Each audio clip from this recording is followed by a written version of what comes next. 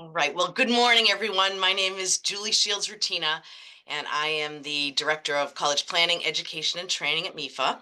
And this is one of our MEFA Institute webinars, which is going to be a deep dive into the FAFSA.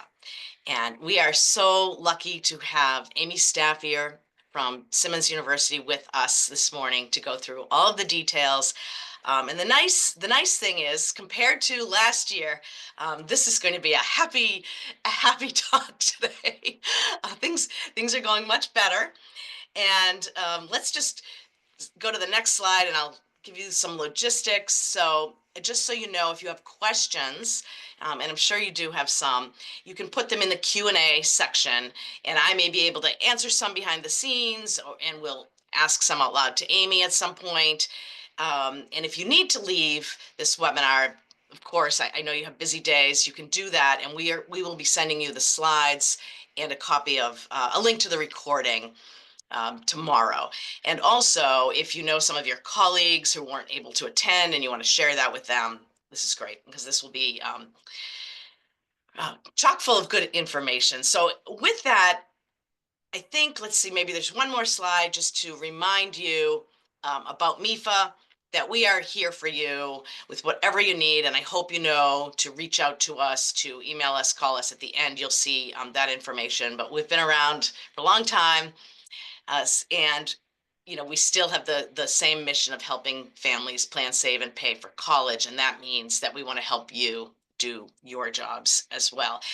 And because this is a MEFA Institute webinar, you can also get professional development points for it. So when you see the follow-up, you'll see how easy that is to do for yourself. So with that, Amy, I'm going to turn it over to you. Great. I just want to make sure, is this being recorded? Usually I get like an indication. It is. Okay, Thank you. perfect. I know. I see it there, though. Great. Perfect. Okay. Great. The new Zoom. I don't know. Everything's different. Thank you, though, for checking. Yeah, of course. So about the FAFSA, if you don't know, right, it's the free application for federal student aid. And it's available at FAFSA.gov. I honestly can think back for so many years where there actually was this kind of paid version out there, some company, taking advantage is how I would see it of, charging people, but that no longer exists. The Department of Education a number of years ago bought out that site, but we still always like to say it's that free form. It is required by all colleges and universities for any sort of federal and state aid. And it may be that a college will use it to determine their institutional aid as well. And one of the things I also like to point out, here in the state, we now have that free community college, but a student, even though that is free, the students still need to complete the FAFSA form. So that's an important point as well. It does need to be completed each year, one for every child, but the parent as a contributor, needs to kind of contribute to each of those FAFSA forms. And then always important reminder, even though this is about the FAFSA form itself, and I feel like there's so much because this is through the government and there's all kinds of campaigns, that it's really important to remind students and parents that each institution may require other forms or other data to be received in order to assess, for any sort of institutional aid. So that's that last bullet point there. In completing the FAFSA form, there's newer terminology, with the big changes that happened last year. We've been through, the kind of growing pains. I'll try to use a nice term of what last year was. And as Julie was mentioning, things are really a lot more smooth in this current year, but some wording changes. So if you're not familiar, each person who is providing information on a FAFSA form, they're called a contributor. So a student is a contributor, a parent is a contributor. It could be a parent's spouse who may not be the parent of the student is a contributor as well.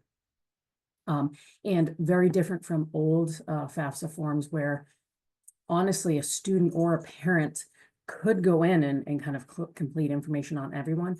Each contributor is just completing a section about themselves. So it's really all of these multiple sections that kind of get grouped into one FAFSA that gets sent to institutions. All of the income questions, in fact, this was part of a law change that the Department of Education can't ask income questions that aren't pulled off of the tax return. So when consent is provided, all of that information comes right from the IRS, and in a different way than in old iterations of the FAFSA form.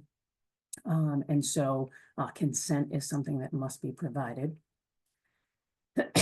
Excuse me, there is online skip logic, so removing questions that aren't applicable to a particular student or parent. In fact, I did get an email just yesterday from a woman in another part of the country who just said, you know, I had a friend who completed it and felt like they put in information, gave consent, but didn't really answer any other questions, like did they do something wrong? But yet the FAFSA said it was processing, and I said, you know what?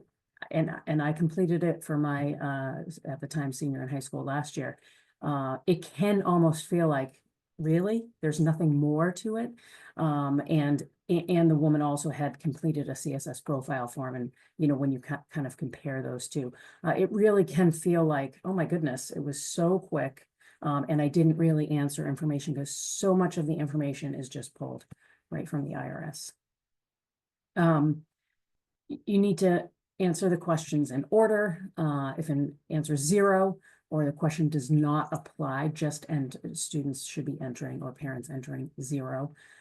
If FAFSAs are incomplete, so that could be a student has completed and signed their section, but a parent has not done theirs. If after 45 days, it's still not complete, it actually is deleted altogether, but reminders are sent every 7 days. So it really shouldn't get to a point that a FAFSA is deleted. As long as, you know, and I know with my own children sometimes, as long as they're, you know, monitoring email. So what is needed to complete the FAFSA form? Everyone is going to need, you know, their social security number. This is something I can think back over time where I've had issues with social security number, and it really is what is attached to that FAFSA form. So particularly students coming out of high school where they haven't yet perhaps memorized their social security number, or maybe they think they know it, have them really kind of pull out that social security card, right? And know what that number is and make sure they're getting that correct. Date of birth, bank statements, any current business, farm, investment records, right? Those are the things that everyone's really going to need. Now, certain families may need their 2023 federal income tax information for a student and or parent. You heard me say the IRS, it's pulling the information directly. There have been instances, I can tell you for one, where we have a student where the parent has now realized they never completed they never submitted their tax return. And so they ended up hand entering information, and now they're in the process of filing. This is for the 2022 year. But it's always good to just have it on hand just in case. But for the majority of people, they're going to be able to complete without needing to have that tax information. I think this is really helpful, of just having the FAFSA customer service information. So, you know, perhaps taking a screenshot of this, having this available.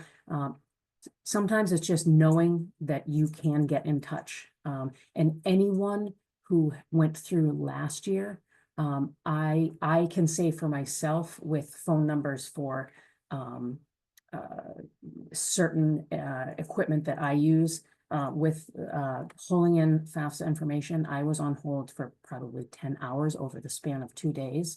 But I also know, and I sat with families trying to call this number last year, where the call volume was so high because of everything going on. That's not happening this year. So I think, you know, having this information and passing it on to students is helpful. But I do know that last year, and I sat with a family trying to get some closure on an FSAID issue, and they would just get hung up on. They didn't even have the ability to just stay on hold. But as we said in the beginning, this is a whole new year. This is very different, and these are really helpful, and people are able to get through.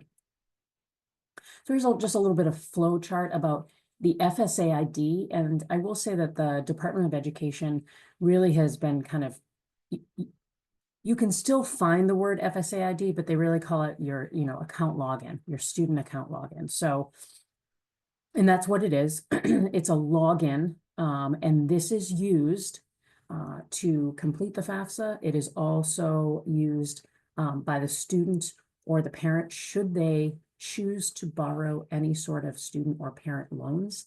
They would be using that same FSAID or student account, federal student account, to sign for those. So it's something that is important to then kind of save, put away somewhere. So it's a login. It's a username and password, and it 100% is needed in order to start the FAFSA.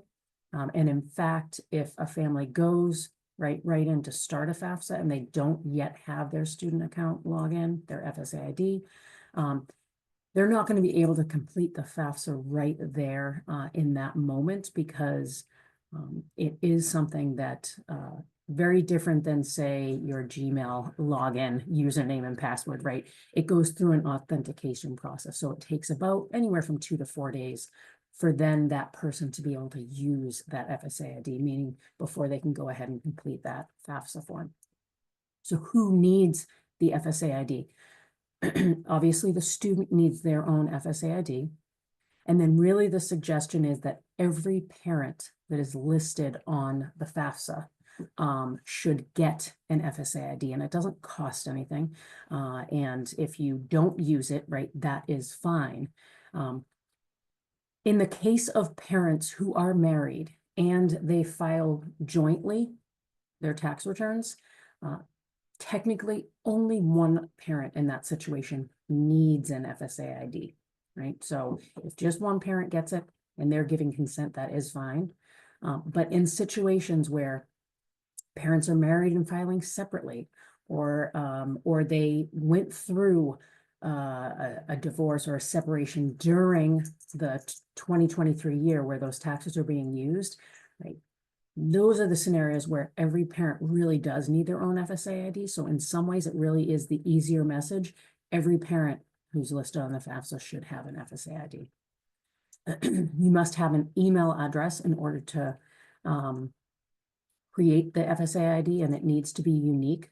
So I know sometimes the suggestion is, to create during the college process, to create kind of this family email address. Make sure that's not what is used.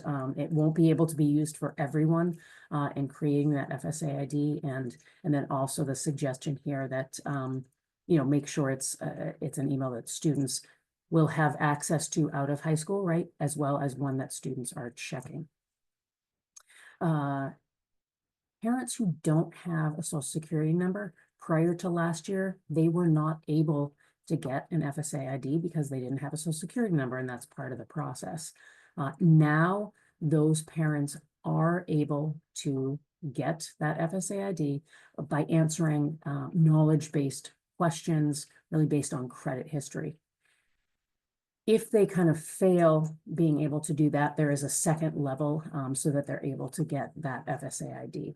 And so honestly, when I've been doing presentations through the fall, the suggestion is get that completed right away. So that once you're going to sit down and complete that FAFSA form, there's no delay. And MEFA does have a recorded Create Your FSAID webinar. So if that's something that you might find helpful, particularly with perhaps the parents who might not have an SSN in that process, that's something that can be watched.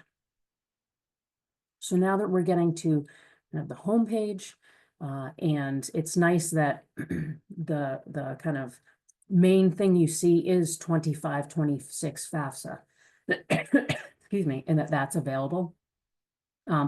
I feel like in past years, there was kind of the two options. You still see it down here, need the 24-25 FAFSA, because we still have students who are completing forms for the current year, and it still is open. But this hopefully makes it a lot easier, because every year I usually have a student who, thinks that they have completed the FAFSA, and that's because they are completing the current year, but it's the year that they will be a first year student, right? So that 25-26 FAFSA.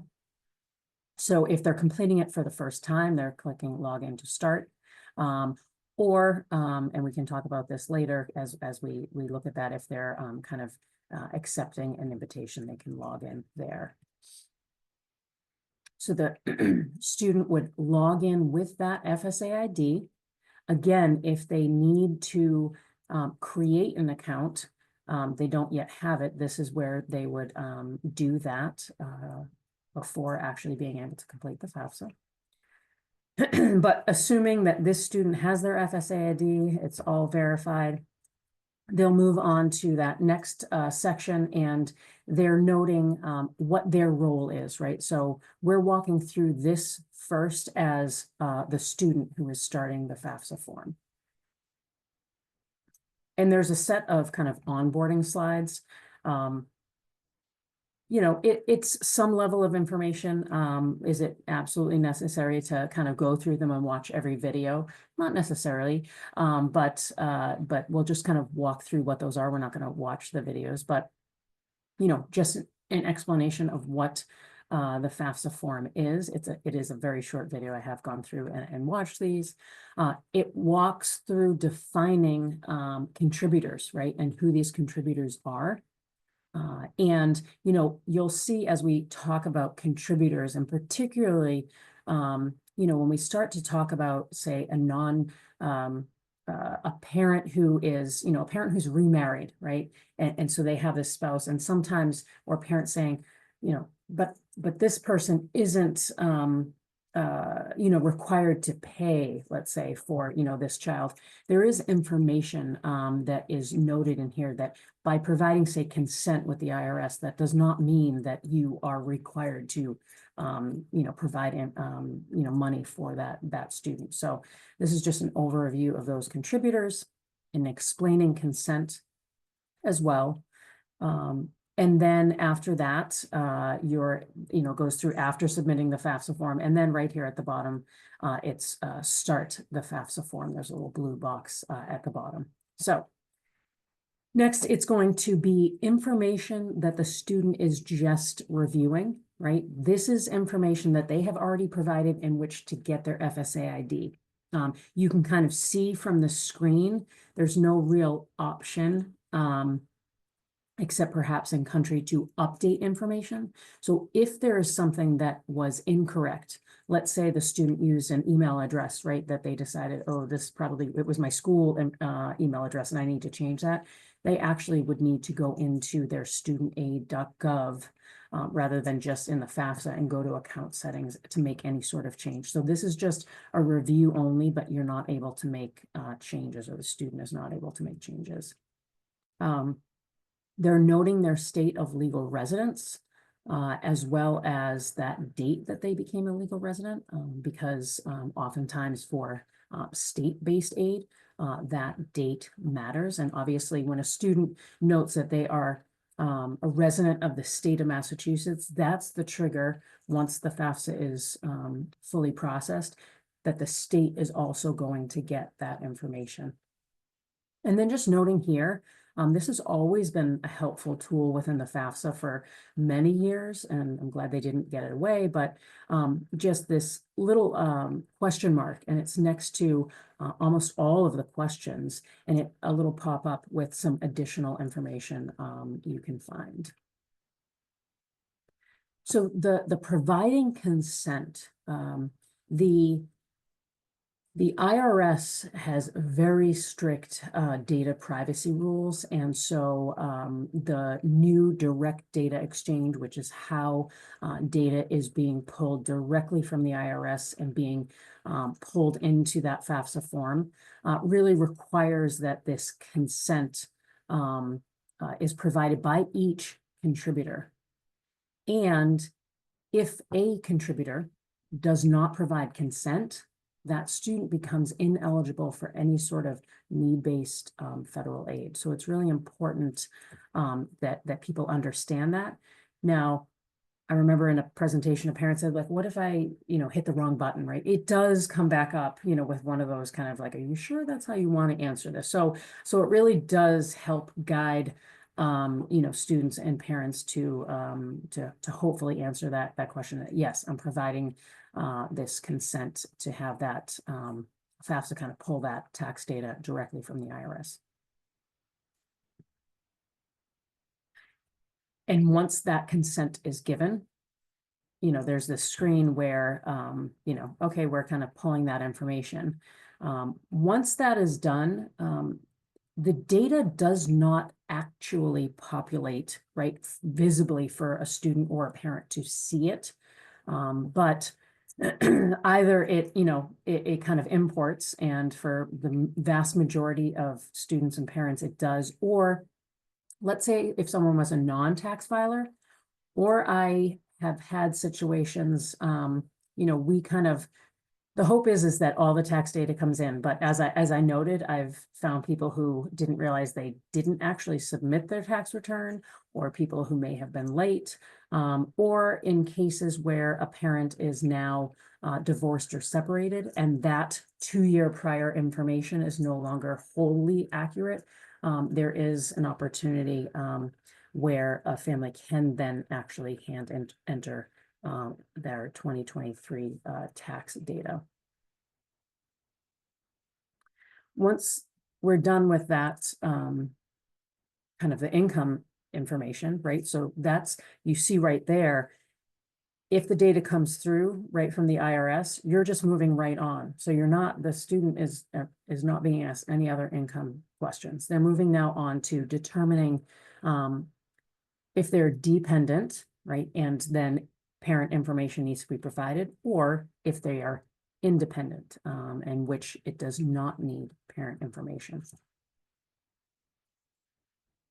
So married students, so at first, this is the kind of first question asked, what is the student's marital status? So married students are independent, but separated students are not considered independent. And I realize for most, students coming out of high school, this seems like perhaps like a silly question, but you know what? There's all kinds of different situations out there. And then it asks about, what the student's college experience, what their kind of first year is going to be like. For most students coming out of high school, they're selecting first year freshman, which is that first top option here. And undergraduate students most often are considered independent. Graduate students are independent. They are seen as independent students. It also asks about when the student begins that 25-26, right? So that's in theory, the first year in college. Will they already have their first bachelor's degree? This is one of those ones where sometimes I see that a student has entered it wrong. They may just not understand the question. So students coming out of high school should typically always be answering no, because they do not yet have a bachelor's degree. But it is one that does seem to kind of trip people up here and there. So now moving on to a set of other potential circumstances, right? So these would really be the other factors. It used to be kind of you're answering yes or no to a set of questions, but these are really the other kind of factors that could qualify a student as being independent, a student who typically was, dependent based on, their age and marital status. So if they're older than 23, then they're usually considered independent. If they have dependents who actually receive support from them, active duty military, if since 13, or if they were an orphan, in foster care, or ward of the court, right? And that's one of these check boxes. So there's simply just checking that off. Or if they were an emancipated minor or in a legal guardianship. I will say that there are some times that I think these questions can become confusing for a student. And on our side, as a financial aid administrator, sometimes we're having to follow up with a student and perhaps ask additional questions or perhaps provide documentation. More so, on these last 3 bullet points, but I never like to speak for every college. People in the financial aid profession will often say, it depends what an institution may ask for documentation, or if they're actually asking for that. So if they've really answered any of these questions as yes, right, then they're going to be considered independent. Otherwise, they say none of of these apply. They're continuing on, and we're moving on to students who are homeless or self-supporting and at risk of being homeless. They are considered independent. And so this question, exists on its own. And then we get into a section that, so a student who doesn't fit in, right, perhaps to these kind of general categories of automatically being determined independent, they may have unusual circumstances. And they have made a change on the FAFSA as of this current year, right? And so continuing where if they say, yes, I have some level of unusual circumstances, so I'm not considered independent based on the typical criteria, but I have some other unusual circumstances. You can see them listed here, right? Left home to an abusive or threatening environment, abandoned or estranged, they're victim of human trafficking, all these kind of really unusual special circumstances. The FAFSA will actually let them proceed. If they say yes, it will let them proceed and be able to submit their FAFSA without the parent information. In kind of the old world prior to this current year, this was really kind of a block in the process. The student could self-identify, but then it really, stopped them in the process from the FAFSA being fully processed, and they had to kind of work with the colleges and universities. Now, what I will say is that not every student that answers yes, I have unusual circumstances, may become or deemed independent. And I feel like there was a little bit of an uptick that we saw in students answering yes. It's really challenging, and I'm sure that you, as professionals in your field, seeing all of the different circumstances that we see some of our young people live in. On our side, we have very particular rules that we have to follow that the Department of Education has set out. And we have to collect documentation, and it has to fit into what they've defined as unusual circumstances. And so that can be kind of just a challenging thing that we have to work through. But sometimes it turns out that it really is more just the parent refusing, and it doesn't quite fit into that unusual circumstances. And those can be really challenging, and hopefully, all of us, right, working together can really help those students on the margins in the best possible way to kind of work through that. But anyone who's saying yes here, the college is going to, for sure, be following up, and they're going to need documentation. So that's something that on your side can be helpful to note to students that there's going to be some level of request for documentation. Some schools that might be requiring 2 letters along with, a narrative from the student. So once we've kind of got through those steps, the student then is kind of noted whether or not they're actually a dependent or an independent student. And so if they are a dependent student, there is, and if anyone remembers last year, there was a bit of a debacle with this direct unsubsidized only question. It was very confusing. Students were answering it incorrectly.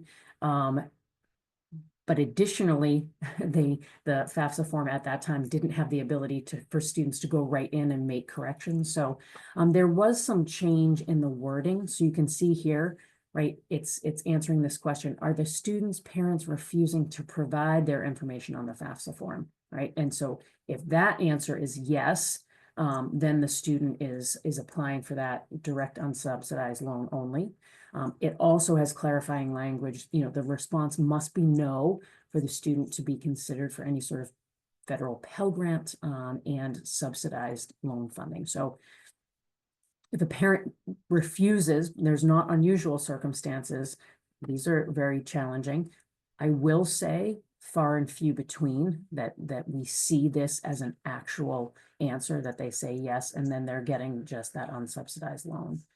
Most students, either the parents are providing information or there's some sort of independent situation going on. Again, we're working with a student who was determined to be dependent. And so next they go through a parent wizard, right? So whose parent information is required to be on the FAFSA, starting with, are your parents married to each other? So if parents are biological or adoptive parents, right, both of those parent information is to be on the FAFSA. If parents are married and are not married, but they live together, right? So you might have these two biological parents that have never gotten married. Their information is to be on that FAFSA form. It also includes same-sex couples. If separated, but they are living together, they should select married, right? Because both their information should be on the FAFSA form. In the case of divorced, separated, and they are living separately, and I have seen everything from people who are separated, people who are even divorced, who are still living together. In those situations, they should be providing both parents' information on the form. But in the case of divorced, separated, living separately, the requirement on the FAFSA form is to use the parent that provided more financial support in the last 12 months. And then if that parent is remarried, then that step-parent information is to be included as well. So it's always been the case that if the parent who kind of, as the old term, custodial parent, if that parent is remarried, that step-parent's information is on the FAFSA form. They have, over the past now 2 years, made that more clear by using that word step-parent. They've also said, but the financial support, it used to be, right, who did the student live with more, right? But that has really been taken out of determining who is, let's call it the parent of record on the FAFSA form. If financial support was equal, what the federal government has determined is select the parent with the higher income and assets. If no financial support was given to the student in the past 12 months, select the parent who provided the most support in the year when the student last received support from a parent. This is a question that comes up in presentations from parents. What if, the student lives with me, I'm providing, and this other parent has more money, but they're really not providing anything. It is really up to, in that situation, then the parent that the student is living in is the one that's providing more financial support, no matter if this other parent has more financial means, right? And so it really is determined by the student and parent to look at who's providing more support. I've been asked, does the government somehow know, and they're not able to do that.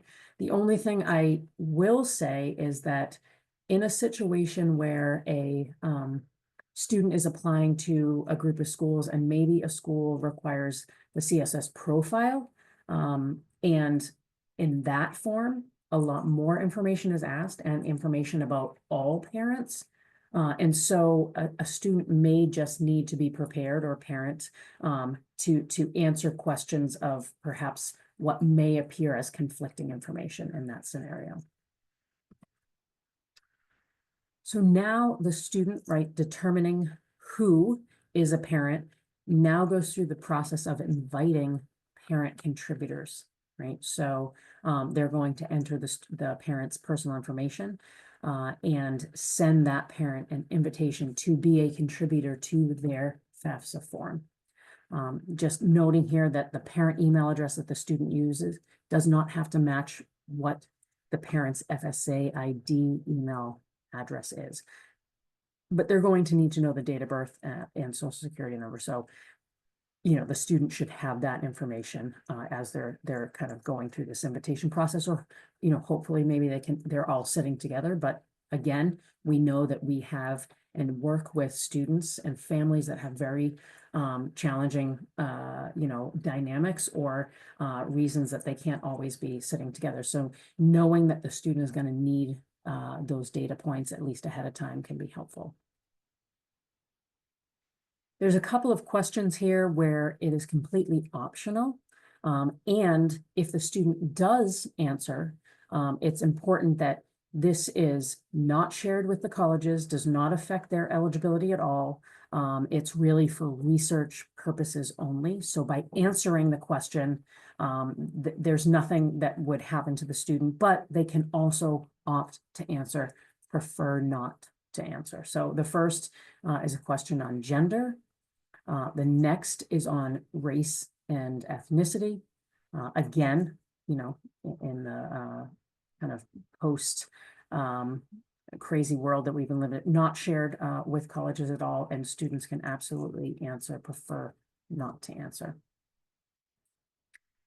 Now we're getting to the citizenship status, and students who are US citizens or eligible non-citizens are able to receive federal and state aid. Those eligible non-citizenship statuses, probably most common that we see are permanent residents, right?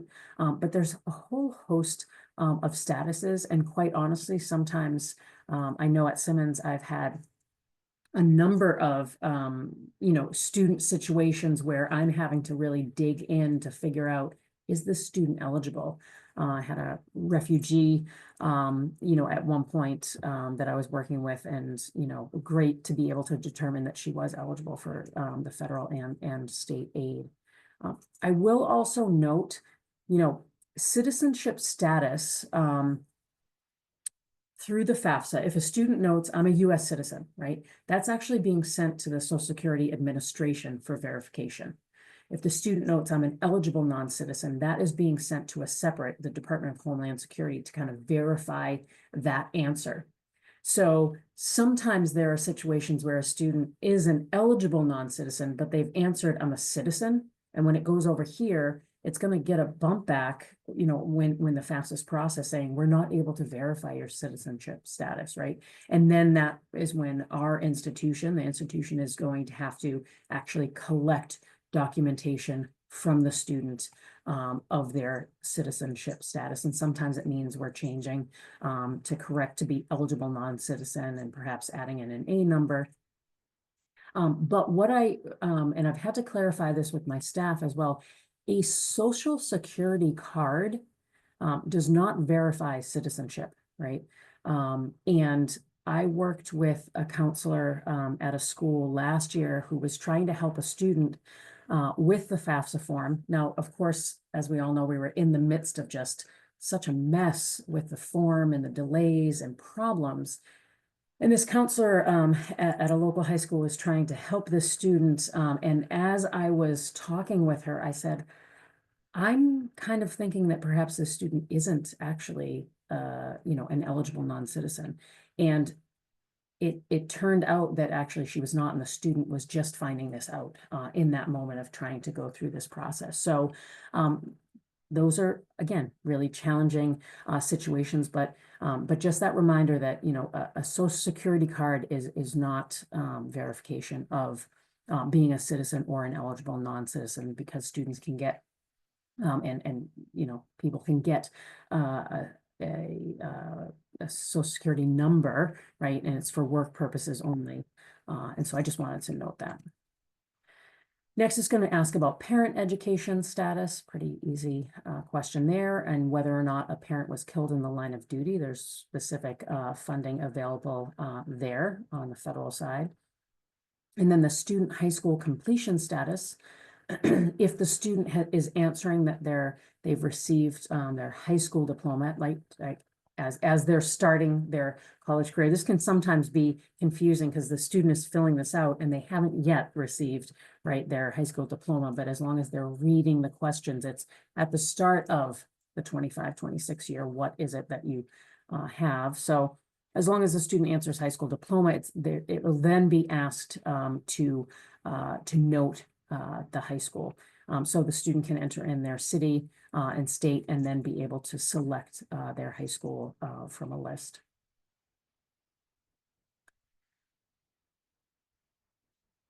Two questions. For most students coming out of high school, they're not going to be answering these questions. They're just going to leave them as 0. But amount of college grant scholarships, AmeriCorps, that was reported to the IRS. Even with I see this sometimes as an error because students who are in college sometimes think that, oh, a merit scholarship or a need-based scholarship that I received in this particular year, I'm supposed to report on this form, but it's only if it's a taxable scholarship. And the requirement to be taxable is that it has to exceed the amount of tuition fees, and if a student's living on campus, that housing. And so most often students are not receiving or being taxed on any portion of the scholarship, but typically students coming out of high school, that's going to be a 0 there. Foreign income exclusion, I think for most students that is usually 0. Perhaps a parent may have that, but again, all other information is pulling directly from the tax return, the IRS itself. And then if a student is required to report assets, they're going to get a question, a set of questions about assets. So it's current balance of cash, savings, or checking accounts, and then any net value of any investments, right? And then net value of any business or farm. Oftentimes we don't see those for a student, and maybe you see that on a parent side, but that, those questions are asked there. And then the student is going to be entering, and they can select up to 20 schools, which I often say, and that is too many, but we know we live in a world where students are really kind of bumping up. They were bumping up to what it used to be, which was a lot less, and now they can put up to the 20 schools. Searching, entering the state, city, or the school name directly, and then populating that institution. I always say that in order to kind of process that FAFSA form, a student only needs to put one school on. So you may have a student who they know and they're applying to a school or a couple of schools early, but they're not fully set with their list. They should go ahead and complete the form with that 1, 2, 3 schools. They can always add schools on. The only thing I would suggest is that they're making sure that if they are adding additional schools, that they're meeting whatever deadline that school has. Students can reorder schools if a state requires it to be higher on the list. For us as institutions, I know what feels like many years ago now, there was some level of we could actually see the different colleges that students were applying to. We cannot anymore because there was some kind of let's call it rumors that that some schools were perhaps prioritizing by where they stood in a list from a student, but as institutions we cannot see the colleges that a student is applying to. We can just see that we've received their information directly. And then this is kind of just the review page, which has always existed. The student can expand if they would like to. But again, the financial information, it's just going to say that it was transferred, but it's not going to display any information here. It actually gets attached separately. We've had to actually create separate mailboxes in order to pull this information in, and we have to sign off, basically providing our own consent. So there's really strict data privacy that is attached to pulling that IRS information. And then the student can actually see the contributor information here. So who has been invited, and then what the status is, right? So in this scenario, the student just completed their portion of the FAFSA form, and an invitation has been sent to the contributor. The student then has to sign, and they're kind of agreeing to the terms and conditions, and that they have provided the information, as true and accurate as possible. This does not mean that the FAFSA is processed or complete, right? It's just the student completing their section. So it will not be fully submitted until all contributors have signed. So when the student, the student's all done, they can log into their studentaid.gov account, and they can kind of see where things sit, right? Actions still needed. Contributors still need to contribute to the FAFSA. So the student is now done with their section, and what has happened is, because as we went through as the student starting the process, which kind of is the preferred way through the government, the parent contributors now get an email invitation, right, to contribute to the student's FAFSA. So when the parent gets that email, they can just log in, right, and begin completing and contributing, right, to that student's FAFSA form. So the parent's going to enter their FSA ID. Again, ideally, they've already gotten their FSA ID, but if not, they can still, go ahead and create an account. They'll have to then wait to complete the FAFSA. After logging in, they're going to go to this kind of activity page, right? And on that, it's going to say, your child, but here, Jenny, wants you to help contribute to the FAFSA form. So the parent can then accept the invitation. There is an option to decline the invitation. Hopefully that is not something that happens, but they can go ahead and accept the invitation and begin filling out and contributing their section of information. Similar to the student, so things that I've already kind of covered, I'll try to move a little more quickly, but again, just reviewing the information that has come through from the FSA ID. They're going to have to provide consent as well. It's the same information that the student has provided their own consent on. And again, the reminder, if a parent does not provide consent, and that could be a step parent. So let's say a parent who's determined to be the parent is remarried, and that step parent, let's say, it does not file jointly, or did not file jointly in 23, like with that parent, they're going to have to have their own FSA ID and provide consent themselves along with that parent. Again, it will note that data is being kind of pulled in from the IRS. It will ask about parent marital status. It will ask about any federal benefits that have been received in either 23 or 24. This is specific to the 25-26 FAFSA.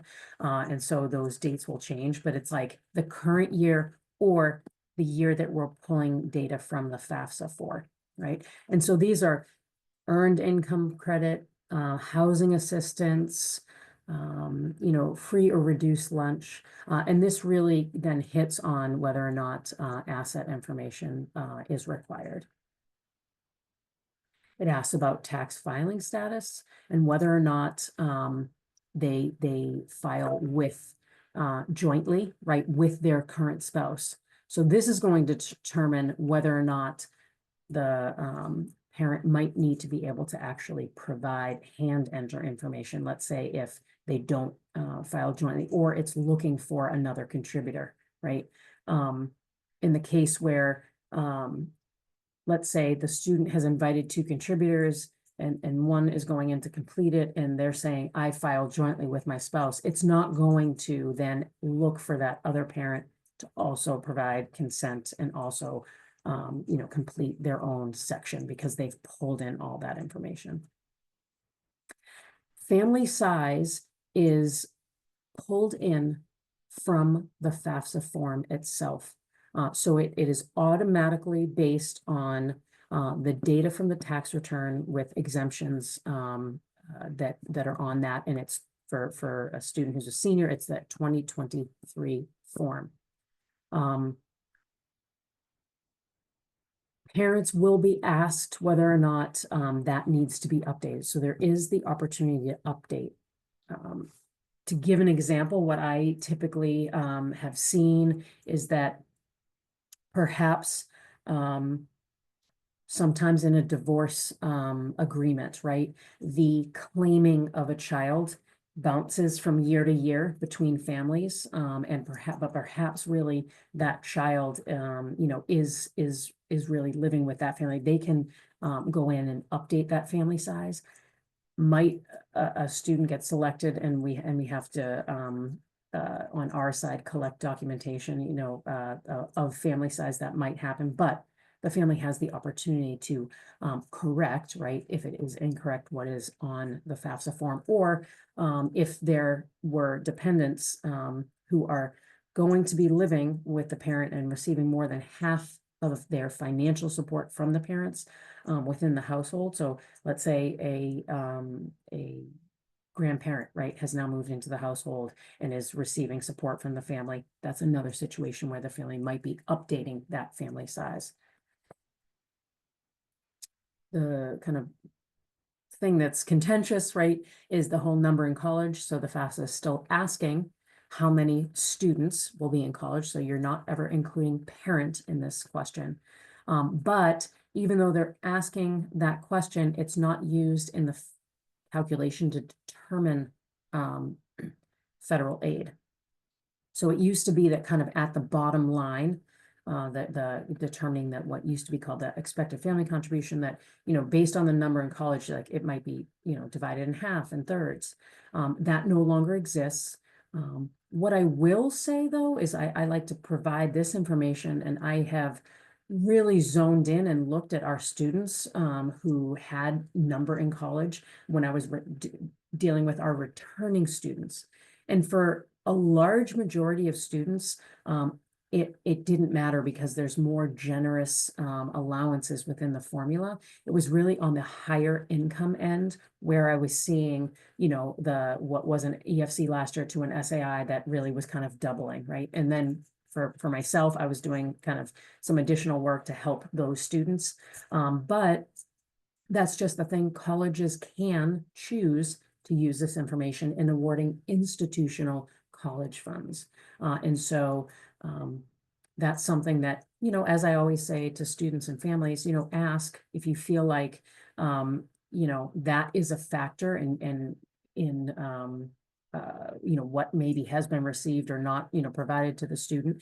They can always ask, hey, we have another child or two children already in college and we're paying X.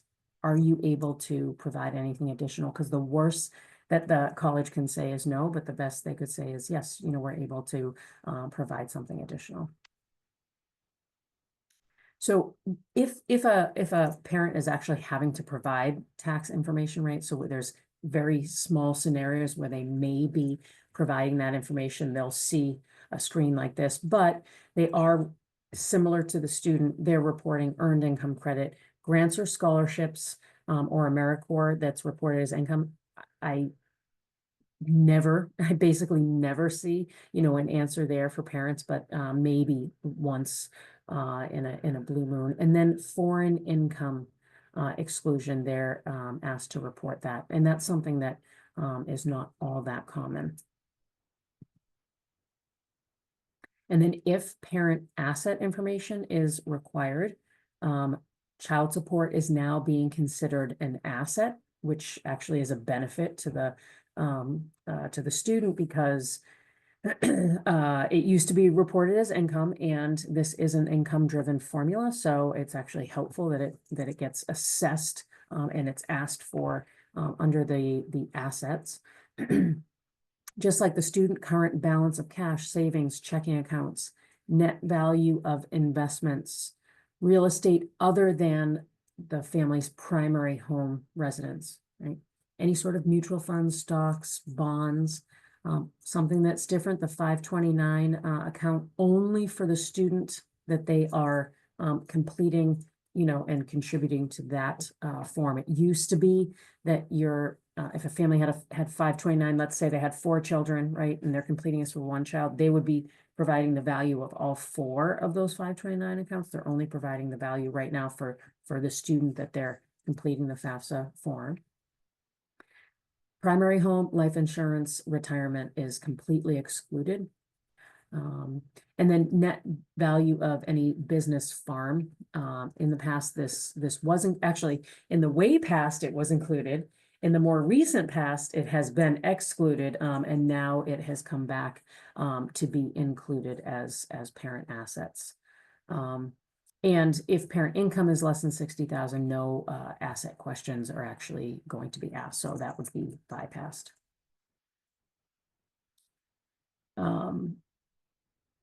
Parent is kind of providing that information if of a second parent that would be included on the form.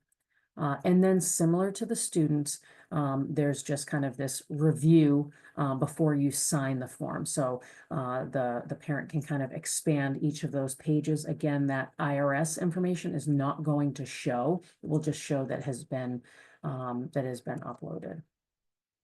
And then the parent agrees, right, to the terms, again, just like the student has, and can submit the parent section. Once again, it's not fully complete until all sections. So in this scenario, if the parent, right, is married and files jointly, them submitting this and the student has already kind of signed their section, it's going to be processed. But if, let's say in this scenario, there's a parent who's divorced and they're remarried and they're filing separately, it's going to be waiting for now this other parent, right, to be completing their section as a contributor. And so in that scenario, it's 3 contributors. Or let's say parents who are, married and they just happen to file separately, right? Student and parent 1 have submitted and signed and given consent, but it's still waiting for this other one. So it has to be all contributors who the FAFSA is looking for need to have provided consent and then signed for it to be fully processed and the student eligible. As I was noting, if the parent completed the last section, this FAFSA is sent on, it's submitted for processing. Thankfully, in this current year, families are hearing in what I would call like the normal timeline. So it usually takes 1 to 3 days to be fully processed and then sent on to the state, to the institutions listed on the FAFSA. So we're not having that significant delay that we had previously. And the student is going to receive an email, like you can see here, with detailed confirmation that it's been submitted. Now, if the parent wants to, or just decides they're going to start the FAFSA first, sometimes as a parent, right, we have to take action first. And so that is fine. The parent would go in, click new form on the FAFSA homepage. They would then log in with their FSA ID. And then when they get to this page, they're noting that they're the parent, and that's how they're going to start. And then they're going to have to provide information about the student. And since the student hasn't actually started a FAFSA yet, the student can then log in and be able to, go through, provide their information, consent, sign, etc. So what is called a FAFSA submission summary is kind of the output that the student gets once the FAFSA has been, signed, fully processed, has been sent on to schools. This is just a listing of data, right? here's the student, when it was received and when it was processed. And then this data release number, so that's really something that on our side, sometimes we need that if we weren't able to get a FAFSA form. But then there's about 4 tabs that are included in this FAFSA summary. So there's an eligibility and overview. This lists the federal aid that it looks like the student is going to be eligible for. These are only estimates, and this isn't necessarily the only amount that a student is going to receive. And I think that's something that's really important to know, particularly a student who may be doing this on their own. Maybe they don't really have the support right in their home of a parent who's available or who went through this process before. And particularly, I think when a student is, applying to, let's say, a private institution, right, where that cost of attendance is really high, and they see something like this that only shows that federal aid, that can be potentially anxiety inducing. So these are estimates, and it's not giving the full picture, but it is helpful that it's something, right? They're getting some level of information. It is also providing their student aid index. That is the new term. It used to be called expected family contribution. I really feel like this is a better term. It really describes what it is. It's an index to help determine what a student's financial aid eligibility is and what they're then eligible to receive. The student can see the answers from all the contributors. Again, won't see IRS data. It's going to see school information. And now it provides a whole lot more. It doesn't just say, oh, these are the schools you provided information to. It's giving some data points: graduation rate, retention, transfer, default, and debt, and then average annual cost. So this can be helpful, right, to get a better sense of, oh, okay, so there's that federal aid, but the overall cost that someone paid at this school is listed here. What I will say is that's average, right? And so particularly when we look at our low income students, if they're seeing that data point, it may be that that school is actually able to provide a whole lot more, but when you're looking at the average of all students, right, it's a lot higher. So even though that's helpful, when you can look a little deeper into, say, a net price calculator, or going to the college scorecard, which you can do right up here itself, in detail into income bands, that gets a little closer to, okay, someone who looks like me financially and what they received or paid. And then it's going to provide next steps for the student, right? So is there anything that's going to be required, right? Like verification, which I believe is the next slide. So the colleges and state are receiving this data along with the student, and then colleges may request additional documentation if a student was selected for verification. So the student is going to find that out on the FAFSA submission summary. It's a tongue twister, if they were selected for verification, but then it's the institutions, not the government, that is collecting information. And so every school can be a little bit different in how they do that. They may do that right up front before providing any sort of financial aid estimate. They may provide a financial aid estimate and then do verification afterwards. But the student will need to find out directly from each institution what is required. And then the colleges are sending out those financial aid offers. Typically March through April. We know that some institutions can provide information earlier, depending on what forms they collect. And I know at my institution, even though we only collect the FAFSA, we would always try to get information to students, like early applicants who are finding out they're admitted in December. We would try to align and provide information in December, where we haven't been able to do that now for the second year, but trying to get information out in January. So that reminder, as I said, it depends. Every institution is different.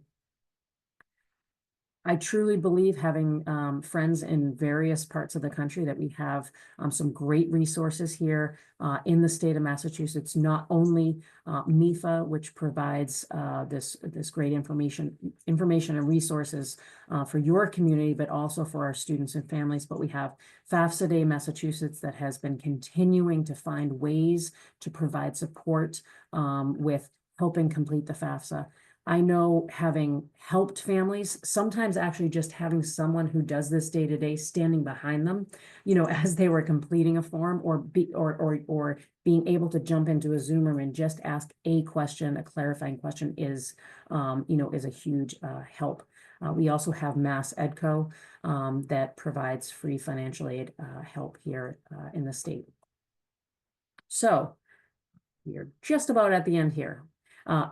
There's other resources and webinars that you can register for at mefa.org, ensuring that students and parents are getting that FSA ID and having that so that they're able to just get that FAFSA completed. Very important is researching deadlines and required applications. I sometimes feel like there's just so much that goes out about the FAFSA that it can get lost that there are other requirements at schools, not every school too, and where it is so different that make sure the students are understanding, look at each school that you're applying to, what is required and what is the deadline. And then having them, complete the FAFSA as soon as possible, right? And we know that we have a spectrum of students, right?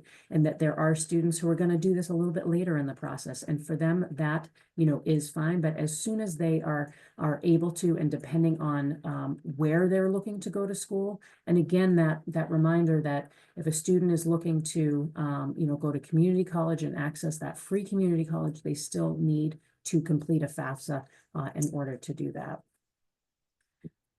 This is how you can Well, connect with A- MIFA. Yeah, I'll let Amy, you go thank you ahead. Yeah. so much for you fit a lot of content into a really short period of time. So I do have one question that's just hanging out here at the end. Yeah. So I thought I'd just ask you, and then we can just move into Okay. the rest of our days probably. Can you please clarify the independent status of a student who has lost both parents, but prior to turning 13, maybe living with other Yeah. family members? Yeah. So if they're an orphan, which that student would be, then they would be independent. What matters though is whether or not someone, I think, then, like, let's say someone fully adopted a child after having lost parents, then that person would be, because it's adoptive or biological, right? But if a student after 13 if they've lost both parents and so they're an orphan, that is a category that they are independent. Thank you. And one more, because I think I've heard this question too. How early can a student or parent create an FSA ID? Can they do it as a junior? They can do it as a junior, yeah. The only thing that I would just suggest is just that they then put that somewhere, they write it down, they remember what it is, because you can retrieve it, right? Like, and you can get a new one, but I also know that sometimes that can pose a challenge for people. I worked with someone last year who had a very significant difference in age between two children, very significant. And they really had a hard time trying to get and remember their FSA ID. And it was probably through an old process, but combined with the madness of last year and trying to get through, that was challenging to try and get it. So just, they can get it early. That's totally fine. Just have it put somewhere in a password manager or whatever. That's great. So sorry to interrupt you. No, yeah. But any last words of wisdom for the crowd, or I would just say, you know what? You've got this, and always lead with hope is always my kind of message, because, right, it can be for ourselves and grace, but great resource here in MEFA. So if you have questions, make sure you reach out. It's the same thing that we say to students always, right? Reach out, ask us questions. Sometimes even my own staff, oh, I have a stupid question. There's no stupid questions. If something's confusing, ask. And we've got great resources, to institutions or MEFA. We're here for you. thank you, Amy. And thank you everyone for joining. And I hope everyone has a great day. Thanks.